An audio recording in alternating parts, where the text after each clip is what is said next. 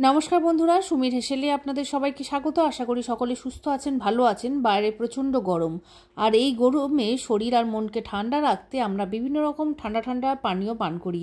তার মধ্যে আজকে আমি আপনাদের সঙ্গে সেরকমই একটা পানীয় রেসিপি শেয়ার করব, যা বানাবো শসা দইয়ের একটা অসাধারণ স্বাদের লস্যি।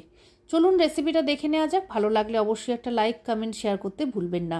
এখানে আমি একটা বড় সাইজের শসা ছোট ছোট টুকরো করে কেটে নিয়েছি গন্ধরাজ লেবু, তার জেস্টটাকে আমি বার করে নেব।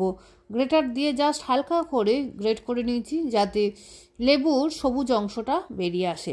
সাদা অংশ যাতে কোনোভাবেই না বেরোয়, সাদা অংশ বেরোলে কিন্তু লস্যিটা খেতে তেতো হয়ে যাবে। আর এখানে নিয়ে নিয়েছি 500 গ্রামের মতন দই। তার থেকে যতটা দই লাগবে আমি নেব। আমি এখানে 2 কাপ লস্যি বানাবো, তাই জন্য এখানে আমি 2 গ্লাস লস্যি বানাবো, তাই জন্য আমি এখানে বড় সাইজের 1 বাটি দই নেব। শসা কুটটাকে নিয়ে নিয়েছি, তার মধ্যে নিয়েছি হাফ চামচের মতন নুন, 1/4 টিস্পুনের মতন ব্ল্যাক সল্ট, হাফ চামচ ভাজা জিরের গুঁড়ো, 1/4 টিস্পুনের মতন গোলমরিচ গুঁড়ো, আর দেব বড় কাপের 1 কাপ টক দই। সাথে দেব চিনি। চিনিটা অপশনাল, আপনারা যদি চিনি খেতে না পছন্দ করেন বাদ দিতে পারেন। সে জায়গায় কিন্তু একটু চিলি ফ্লেক্স দিলে খেতে কিন্তু ভীষণ ভালো লাগবে। সাথে দিয়েছি 8-10টার মতন বরফের কুচি আর সামান্য লেবুর জেস্ট। সমস্ত কিছু দিয়ে মিক্সিতে ভালো করে গুঁড়িয়ে নেব, যাতে শসা আর দই ভালোভাবে মিশে যায়। খুব ভালোভাবে মিশে গিয়ে একটা লস্যি তৈরি হয়ে গেছে। এবার এই লস্যিটাকে ঠান্ডা ঠান্ডা গ্লাসে সার্ভ করব। এর সঙ্গে আপনারা চাইলে একটু গন্ধরাজ লেবুর রস ব্যবহার করতে পারেন, কিন্তু আমি টকটাকে অ্যাভয়েড করার জন্য লেবুর রসটাকে দিইনি এখানে। ওপর থেকে সামান্য চিলি ফ্লেক্স, যারা চিনি খাবেন না তারা ছড়িয়ে দিতে পারেন। আমি এখানে সামান্য একটুখানি চাট মশলা স্প্রিঙ্কেল করে দেবো, যাতে এর টেস্টটা আরও বেশি ভালো হয়। সাথে দিয়ে দেব ওপর থেকে গন্ধরাজ লেবুর জেসটাকে ছড়িয়ে।